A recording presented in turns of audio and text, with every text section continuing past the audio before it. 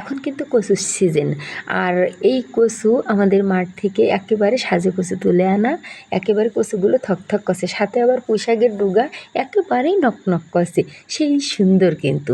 আর এই পুঁই শাক কচু এইগুলো কিন্তু ইলিশ মাছ, গছি পাকাল মাছ, চিংড়ি মাছ এইগুলা দিয়ে কিন্তু বেশি স্বাদ লাগে। কি আর করা, এখন কপাল হলে এক পেশে, জানে যায় সানে ফ্যান খেসে, এখন চাইলেই তো আর পাওয়া যায় না। তাই এখন ওই যে নোনা ইলিশ দিয়ে এই কচু পুঁই শাক রান্না করবো, এইগুলা দিয়ে রান্না করলেও কিন্তু সেই স্বাদ লাগবে না। তো যাই হোক, কচু পুঁই শাক এইগুলো কিন্তু আমার খুবই ফেভারেট খাবার, আর আমার কাছে খুবই ভালো লাগে। আর আমি কিন্তু এইগুলা মনোযোগ সহকারে সুন্দর করে রান্না করি।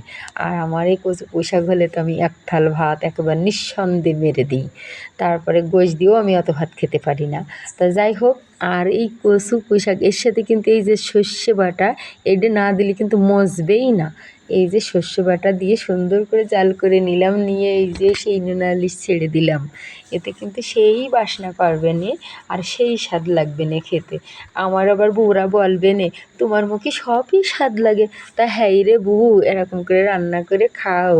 আবার বলবে না আমরা রান্না করতে পারি না, বউ এসে নে আমি রান্না করে খাওয়াবানি বউ, এ কিন্তু খেতে সেই স্বাদ লাগে। দেখো কালার একেবারে টলমল টলমল করছে, কচু গলি